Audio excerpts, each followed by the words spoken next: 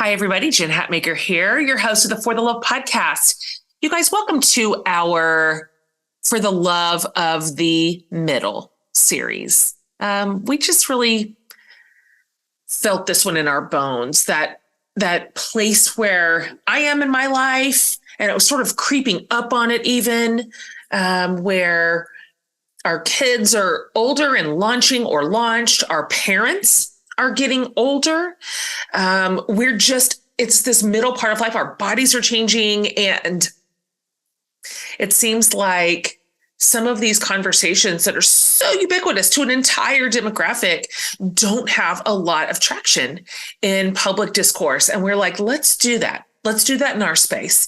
Let's talk about being in the middle. And so ironically, we are literally in the middle of the middle series. And we thought this absolutely has to go in the series. Let's highlight the intrepid unsung heroes who often occupy a challenging role in the middle season, which is caregivers.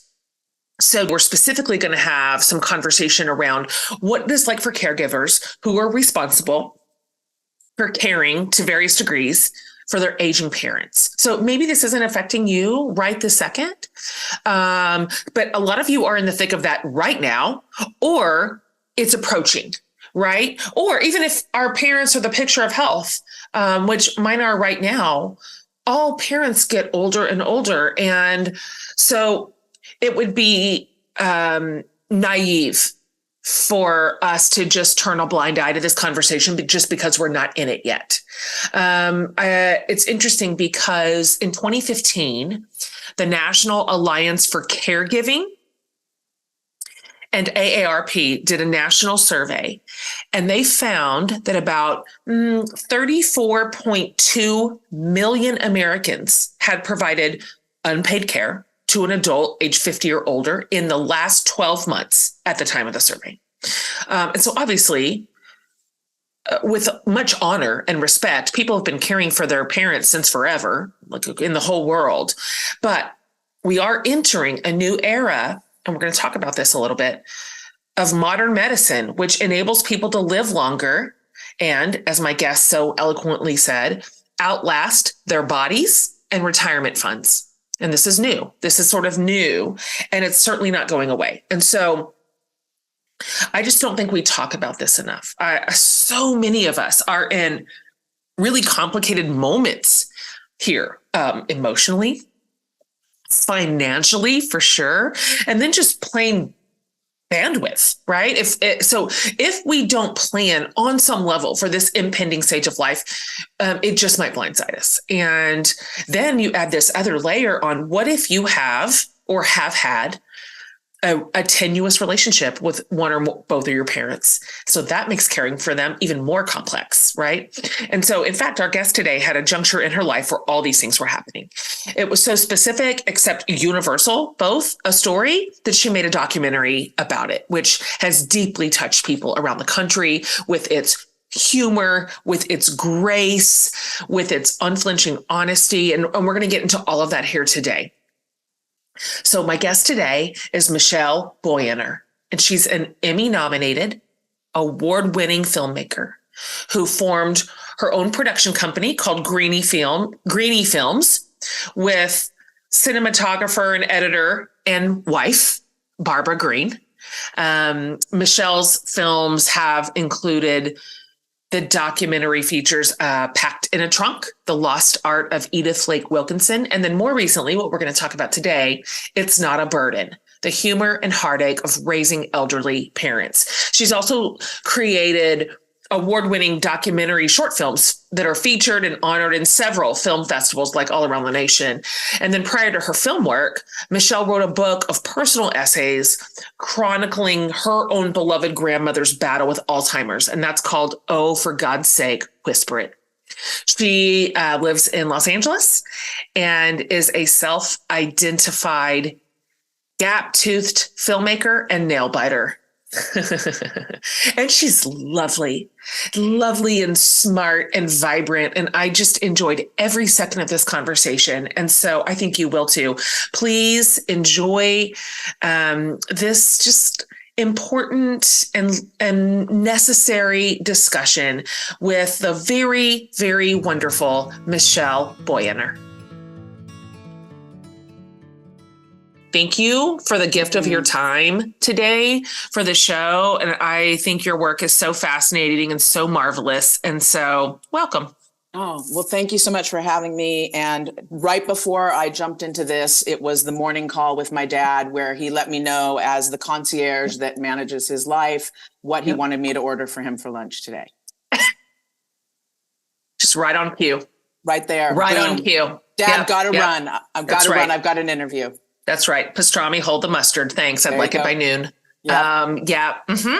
Yep. That is a good segue in to our conversation today. Let's start here, Michelle. I have already told my listeners just a little bit about you, but I wonder if you would just take a minute or two here to share with my community who you are in your own words, where you are in the world, who are your people, and then more or less from the 30,000-foot view, what kind of films you make and how you sort of, I mean, who gets to be a filmmaker? It's such an incredible niche career path. Like, how'd you get there?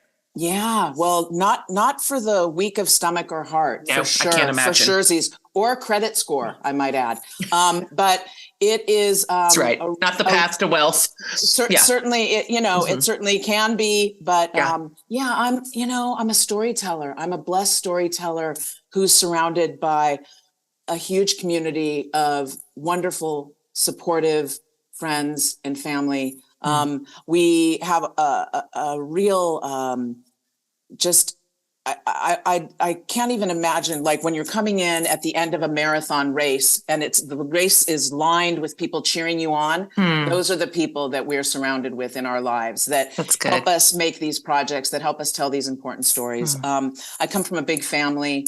I've always been the class clown at the kitchen table, at the dinner table, at school. My parents argued a lot growing up. It's stressful, certainly. Get divorced early, people. But it's stressful. And so I became that class clown at the dinner table, really, to try to break the tension from the parents and what was going back and forth. And so I kind of carried that whole thing of, humor can be a weapon. Humor can be something to protect you. Humor can be the way you can navigate through. And so as I grew older and became, a filmmaker and a storyteller and a writer, I always used humor sort of as the vehicle that helped me get through whatever that level on the video game of life was going to be. And so we use that in our filmmaking. I'm very blessed. I have a wonderful, today is our anniversary. My wife, Barbara, and I, today is our 31st hey, I really like you, maybe love you anniversary. And we've been married since it was legal in California, whatever that might be, 2008 or 31 something. years is a very long time. That's incredible. Congratulations. 310 years for her, but a very patient soul. And she's my partner in filmmaking. She's our cinematographer and editor. And we work together on all our projects, Barbara Greene. And that's kind of the picture, just lovely, blessed, grateful, and so privileged to try to lead this particular story of adult children and get the conversations going and helping people know they're not alone. That's so good. We're about to drill down into It's Not a Burden. But in general, what are you drawn to as a filmmaker? What kind of stories, ignite your brain? What are you curious about? What do you love? Yeah, well, it's so interesting because it seems like the stories find us, right? Like we'll be in our lives and we'll hear something. We'll hear a story about Barbara's sister Joyce had a friend, Greg, and he had been HIV positive and had been given 6 months to live, and he was going to go on a goodbye and no regrets tour and travel across the country, saying goodbye to friends and family. And I said, wait a minute, what? Yeah. Can I meet him? Can we talk to him? And within an hour, he had agreed to let us tell his story. And so that was our film, A Finished Life, was telling that story of this wonderful man saying goodbye to all the people in his life and traveling across the country. And our film Packed in a Trunk was the story of a lost artist, and a dear friend. It was her great aunt wanting to uncover the mystery of what happened to her, and so just, and then as we're on the road with these different films and working on all that, still in the background is family and life and all the things we deal with. So again, it kind of, all roads right now did lead back to the story of parents and how you can care for them. But it really is trying to tell, shine a light on important stories happening to real people, and how we can make a difference, how we can elevate, how we can help get those messages across. Those are the stories we crave. Those are the ones that cut through the fog for us ordinary people on the couch watching them and consuming them. Those are the ones that sort of, I don't know, they take the storytelling out of the realm of just razzle dazzle and into like flesh and bones. And that's where we live. That's what we're doing in our real lives. And so seeing it represented on screen in a way that is oh so human, and it's all in there. You spare no truth telling. Is a profound experience for the rest of us. Well, and the thing about the way we do it, we're just such a small, it's Barbara and I, and we enter any situation where we are, small camera. There's no drone shots in our films. It is so intimate. Wherever we are, they even forget a camera is there. And so it's a conversation, whatever it is that we're talking about, like it's just a conversation like we're having here today. You're not, and so it's intimate and you can have the most profound, beautiful sharing in those moments. And that's really what we strive for, is showing up and being authentic and just allowing people to really, let their story shine. So as we sort of steer into the waters of It's Not a Burden, this is, people are reeling and having a really strong response about the story you're telling around caregiving and aging parents. And I mean, if you just look at it by the numbers, this is an enormous demographic of both aging parents and their adult children who are caring for them. It's just millions and millions and millions. And so this isn't a niche story, even though it doesn't have a lot of mainstream attention, frankly, or not enough, given how many people are looking for community and resources and just this discussion in general. And so it just, in your own words, can you just explain to my community what is It's Not a Burden about? And were you anxious when you decided to tell this story? Did you have to sit on this for a minute? Yeah, I probably should have sat on it. Let me tell you though. Yeah, it's that thing that you said about just the sheer numbers. Everywhere you look, if you were to really say, once you see this or once you're living it, it's like a zombie movie in a way, because it's everywhere you look. You'll see someone with their parent at the grocery store, at the doctor's office, everywhere you go, helping a parent out of a car in a parking lot, whatever the thing might be. If it's not on your radar, maybe you're not seeing that, but once it's on your radar, you'll see it everywhere. And yet those people that are traveling that path, gosh, you can feel so alone when you're in it. You can just feel so consumed by feelings of, I don't have enough time to do this. How can I make the time to do this? I'm not taking care of myself, all those things. So that's journey came about because I was in the thick of it with both my parents. Yeah. And I was on the road with another film and concerned about my parents back at home and what could I do to split my time, looking into cloning, all the things you can do. Totally.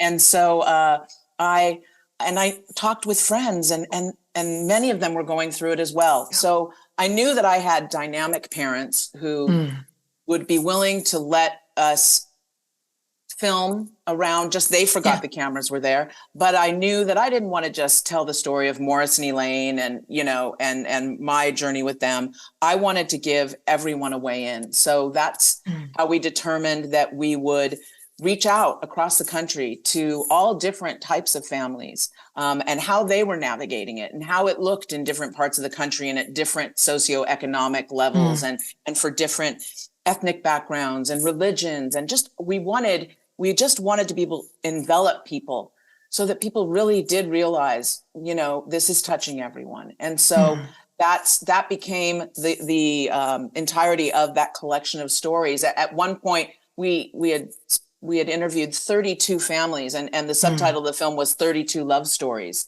because it really was capturing that, but in the end, over and over again, something that you did hear, although it originated with my mom, was I don't want to be a burden. Well, it's not a burden, it's not a burden. And so that was, we cast that wide net and reached out, and so grateful to the people that showed up and allowed us to, spend that time with them and be vulnerable and show up and let us tell their stories. Obviously, Michelle, people have been caring for their aging parents forever in every culture, and that's not a new idea.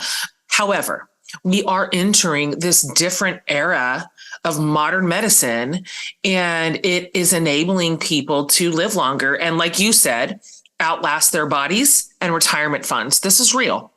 This is new. This is different. So from your perspective, what is the most high level understanding of what's going on here? What do you think is the most pressing issue maybe for caregivers? Obviously, it's not a monolith. Everybody doesn't have the identical experience. I know that, but based on kind of a broad sampling now of what you've experienced, are there big common needs or feelings among most people? Yeah, I think, first of all, you're so concerned for your parents because obviously some sort of a shift takes place for you to even step in, right, into their lives and feel the need to do that, to care for them. If you see a cognitive difference, if there's a change, they're forgetting things, or mom left her keys on the top of the car and sat in the car and didn't know why she couldn't start the car, or also like just being concerned about, are they managing their medications? Sure. Do we have enough resources funds wise to help us if we can have caregivers come into the home, or do they want to age in place? All those conversations that many families don't have sometimes until you're in the thick of it. And the battle is raging around you, and then the conversation starts, And so I think people are just concerned as to, how do I do this? How do I start that conversation? How can I place my hand on theirs and then gently sort of take the reins, or when can I take the reins? It's just not knowing. It's like when you're a new parent. They hand you this baby and you take it home, and then you're like, what? Totally. Well, when you're stepping in with your parents, it's a whole new piece, a whole new version of your relationship. And you're going to make mistakes but definitely, like for me, the thing that became most important and the message that's most important is to try to find support as the caregiver, as that adult child, try to find others who have been going through the same thing. Yeah. And ask questions, talk about what you're feeling, take care of yourself too, fill your tank, so that you can help, fill your parents and help them. So, that would kind of, be it, but it's just the unknown, Totally. There's not a handbook, there really isn't. And there's not a real definitive, clear answer to, when's the last day I let my parent drive? It's just not clear. I remember my dad took care of his aging parents really honestly for 15 years, lived with my mom and dad, and, a pretty high level of care until it finally outpaced him. But I remember my dad saying that taking his dad's keys was the worst day of his life.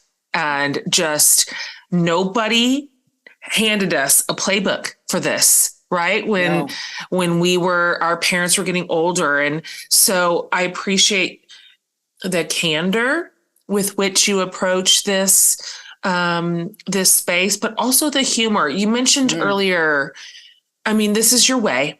This is who you are. You're funny, and you always have been. Yeah. But you used humor in this documentary, and this could be a pretty sobering conversation, frankly. I mean, this is not easy peasy around here.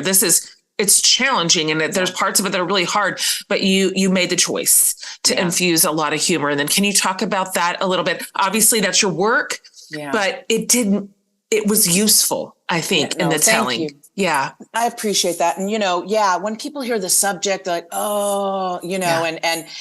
but it's like that humor has to be, that humor sustains us. That humor is, again, in that same marathon that we're running, it's that little cup of water that helps us in between. And it gives you a moment to catch your breath really from what's happening, and so it's always been the way. And both my parents are very funny. And even, with things that were happening with my mom, as we're finding out, a dementia diagnosis, and, we talk with her and we said, well, Mom, we finally kind of have this diagnosis. What did the doctor say? And she says, crazy, that was the diagnosis. And, the point is that I think people, because all these subjects are so serious, they're obviously treated with a reverence, but gosh, we just got to break that up. Yeah. We got to pinata that a bit. You know what I mean? You're right. We got to let all that crazy stuff come out. We got to just give everybody a chance to just say, this is absurd, or this is ridiculous, and I'm in a stall at a movie theater with my mom, trying to help her use the handicapped bathroom. And we're so frustrated and trying to do it, and it's awkward. And we just both burst into laughter, and you can just hear giggling under the stall. And it's us, because it's like, this is absurd, and who would ever want to be in that? She doesn't want me to be in there with her. I don't want to be in there with her. Of course. And you want to share those moments for people, because, it gives them a little bit of a relief. Do you feel like you're in the messy middle right now when it comes to your finances? And I'm wondering if your financial goals feel out of reach at this stage in your life. Listen, they don't have to be. You can start with Chime's secured credit builder Visa credit card to begin building credit with your own money, just through on-time payments and small, everyday normal purchases like groceries and streaming and gas. It really is that simple. Members see an increase of 30 points to their credit scores on average. Chime reports your payments to the major credit bureaus and helps you build credit over time. And this is all with no annual fees, no large security deposits or credit checks to apply. So you really can start making your financial dreams a reality with Chime. Signing up takes about 2 minutes and does not affect your credit score. Get started at chime.com/forthelove. That's chime.com/forthelove. The Chime Credit Builder Visa credit card is issued by Stride Bank NA pursuant to a license from Visa USA. Chime checking account and $200 qualifying direct deposit required to apply for the secured Chime Credit Builder Visa credit card. Based on a study conducted by Experian, Credit Builder members observed an average 30-point FICO score 8 increase after 8 months with regular on-time payments. Results may vary. See chime.com for details. Out-of-network ATM withdrawal fees may apply except at MoneyPass, ATMs in a 7-Eleven, or any Allpoint or Visa Plus Alliance ATM. One of my very favorite rooms is my bedroom. I love literally everything about it. And my most recent addition to the cozy, beautiful situation in there is my sheets. I heard about Boll & Branch sheets a while ago, and now they are the only sheets I put on my bed. I'm telling you about them because everyone deserves a cozy, comfortable bed. These sheets are just dreamy. It's like swimming in the softest ocean every single time you get into bed. Boll & Branch makes the softest sheets with a focus on the highest thread quality. They're super luxurious, but also super breathable. So they're perfect for every season and every type of sleeper. I actually had no idea how much my sheet quality impacted my own sleep quality. And I'm doing everything I can to get a good night's sleep these days. So Boll & Branch, it is. I also love that their sheets come in colors besides white. with just a whole range of peaceful, neutral hues in all the sizes, all of them, twin up to California King. Their sheets are also made without any nonsense. No toxins, pesticides, formaldehyde, chemicals, nothing. Okay?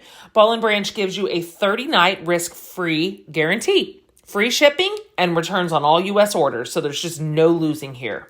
So you guys, sleep better at night with Boll and Branch sheets.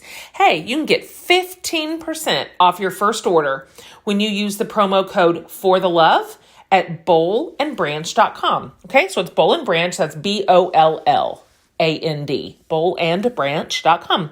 Promo code FORTHELOVE. Exclusions apply, and see site for details. I want to talk about your mom, if you don't mind. You have mentioned in other interviews that you had / have a complicated relationship with your mom, which then, of course, made caring for her also complicated, as it does. Yeah. I wonder if you could share with us, however much you feel comfortable doing so, what that looked like for you internally and what sort of hurdles that presented to you and to her, really, maybe for that matter, because being a caregiver is already very, very demanding. It's a very demanding job. And so then when you add sort of relational complications and you layer that on top of it, well, hell, I mean, golly. Yeah. So could you talk through that a little bit? Because obviously you're not alone in that. I mean, millions of caregivers had very complex relationships with their aging parents. So that is also a piece of the puzzle that matters. Yeah, no, absolutely. And the thing about it is too, that by the time we get to this place in life with our parents, you are playing a montage of their greatest hits and misses, right? And so for me and for our family, it was complicated because after having this beautiful family of 8 children, at the age of 43, at the age of 40, my parents divorced. And then at the age of 43, my mom came to a place in her life where she determined that she could no longer be a parent, would no longer want to be the mother of this family. And it's still so hard to talk about, if you can imagine. And I've talked about it so many times. I'm not sure why today I'm a little bit extra emotional about it, but she, you know, as an adult with lots of perspective now, I certainly can understand some of the things she may have been going through: postpartum depression. She may have been dealing with lots of other things. And boy, you had a lot of kids. But she left the family, and my dad and I raised my brothers and sisters, and I was 19 at the time. Yeah. And so, but the youngest was 3. So 3, 7, 10, 13, you know, all the way up, like they were creating a sample set of all the sizes. And so my dad and I raised my brothers and sisters. And then my mom moved away. She eventually came back. My dad was very kind, and we included her in family gatherings, even though all that had happened. But over the years, it became complicated. She had a very close relationship with 2 of my younger sisters and lived with one of them. And when she very unexpectedly passed away, my mom sort of went from one sister to another for a while. And then as sort of some cognitive decline happened, that's when I stepped in and knew that I needed to, you know, be the co-captain of the family and help her. And it was with anger in my heart, I'm sure. Which I'm, you know, really want to make sure people understand that we took quite a journey, a journey of forgiveness that I'm so grateful happened in this lifetime. But it started with resentment and anger.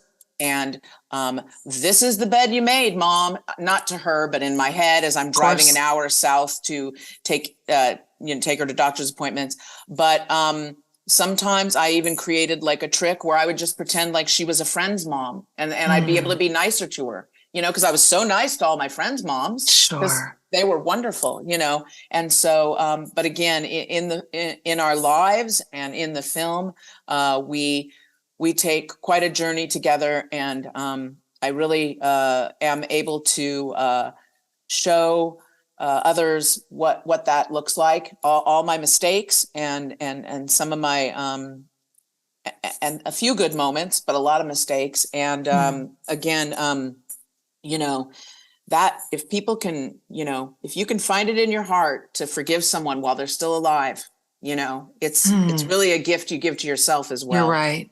You know. Oh, that's a lovely thing to say. I appreciate you sharing that. Thank you. Yeah. And that's possible. It is possible. It is possible to move into that journey. Yeah. And really kind of, I've always felt like forgiveness really delivers us from our own prison. Yeah. It really, that's what it's doing. And if there's relational repair, that's great. Because sometimes forgiveness doesn't necessarily mean you're entirely reconciled. But it just like, it purges the poison out of your own soul. Yeah. So I would love just to hear you tell us what you are kind of hoping people walk away with. I mean, obviously it's going to have wide appeal because it's just so beautifully done, but you're going to attract a lot of caregivers and people who are in that story or approaching it, preparing for it, any way you slice it. But yeah. And then, of course, some of their parents are going to watch too. And, aging parents are in, it's a wide array of need. Some of it's super, super physical and embodied, and some of it's mental and capacity, and some of it's both. And so what would you say that you hope your caregivers sort of walk away with? And what would you hope that the parents might hear? Yeah, for sure. Because it does in the film, just like in life, we cover so many of the different scenarios that can be going on. My dad was managing his own health, but he was a hoarder. And so we had to dig him out of that. And that was, quite challenging. And I know a lot of people deal with that. And as the film was completed during COVID. And so we've just started having theatrical in-person screenings. And what we're seeing in the audience is what we envisioned all along, this sense of community, the sense of you're not alone, the sense of knowing that people that, you might be the only one in your friend group going through that. And that's hard, but you can look and see all around you and see people, or watch this film and see people that are experiencing some version of what you're experiencing. And so really, I mean, big on our wall in our office, "You're not alone" has been the goal, to let them know they're not alone. Let them know they're not alone. Let them know there are resources out there. Yeah. Help it be not such a lonely journey. Help it be an informed journey. Help give people an opportunity to bear their own testimony about what they're going through, and we've received just hundreds, if not thousands, of emails from people who've watched the film already and just want to share their little piece. They just want to say, "Me too, this happened to me. This is what I'm going through." And to be able to create that community was something that's so important, that, as you said, it has not had enough of a light shined on it, is not a subject that everyone's talking about, but should be. Right. And so that is our goal, is to just get this out there, because we feel we've created medicine for the people, and we just need get the medicine to the people. That's so lovely. Before I let you go, what are you working on now, or what's interesting to you right now? Because a storyteller's brain is always roving around. The eyes are roving around, finding new and fascinating things to say. Yeah, it's so challenging to take on other projects while you're still when you have, it's like having another child while you're still, this I know about that, as a writer. I think, and so, but while this was all going on, again, during the pandemic, I discovered this wonderful story about a woman in Traverse City, Michigan, named Heather Spooner, and she started an adult pen pal club during the pandemic of her followers on Instagram called the Letter League. And so these are stories of connection, of people that connected while we were all locked down and had no idea how that was all going to work out, and what, and she matched people with people who have now become family to each other, who helped each other through the darkest times. And it's these beautiful stories of connection. So we're in post-production on that now, and we'll be hopefully getting that out into the world like by the fall of this year. But it's a beautiful, beautiful story of the stories of the Letter League. So that's something that's in work now.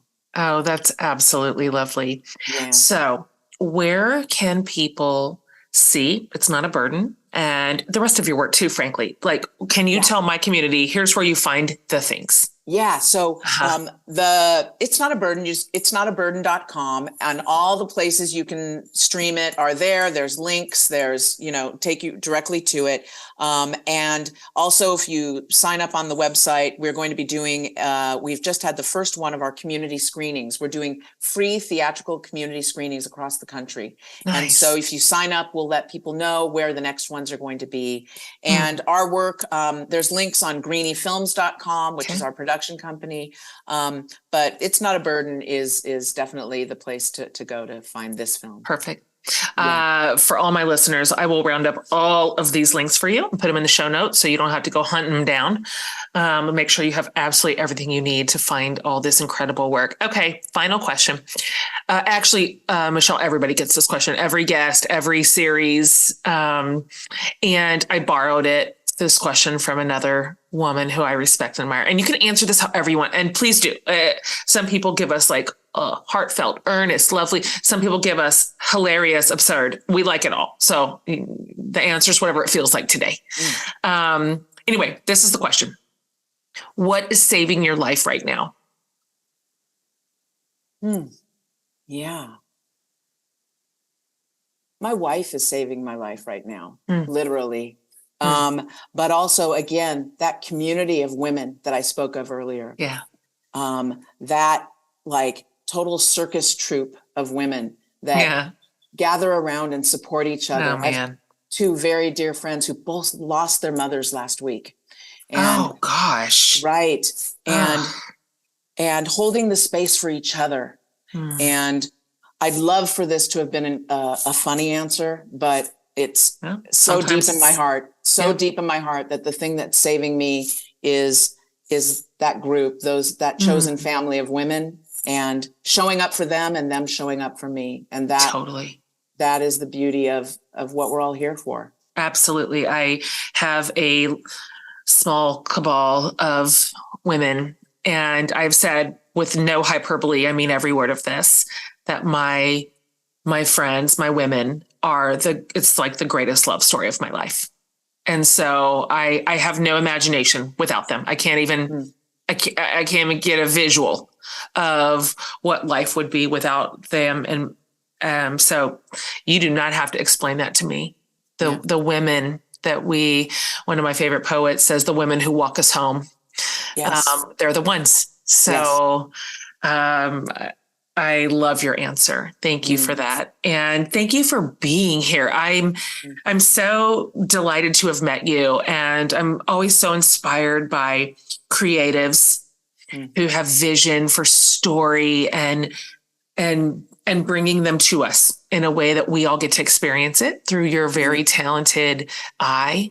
And so I can't wait for my community to get to sort of see your work and find a place of connection and hope and community. And that's exactly what you do well. So thank you for being on today. No, thank you for having me. And thank you for really helping elevate It's Not a Burden to all the people that are going to really benefit from it. Thank you. You are welcome. All right, everybody. As promised, I'll round all this up for you. So if you go to jenhatmaker.com under the podcast tab, not only will I have all the show notes here, but I will have every link to all the things, all of Michelle's work, this particular film, all the rest of it. And thanks for being here today. And I just want to send just a special dose of so much love to those of you listening today who are caregivers. And I watched my mom and my dad do this for so long with such grace and honor and respect for their parents. And I learned so much by watching my parents do this. And I also know the toll. And it is, there was just a whole section of life there where my parents had live-in elderly parents who needed a pretty high level of care and teenagers who hadn't moved out yet. This was kind of after I'd already left the house, and it's a lot. And so I just want to say that I see you today, and I honor your work and your commitment to your parents and all that it costs and all that it gives you, because it is, there's so many lovely things too. And so just sending you special love today. All right, you guys, more incredible discussions to come in the middle series. And I hope you're loving it as much as we are. See you next week.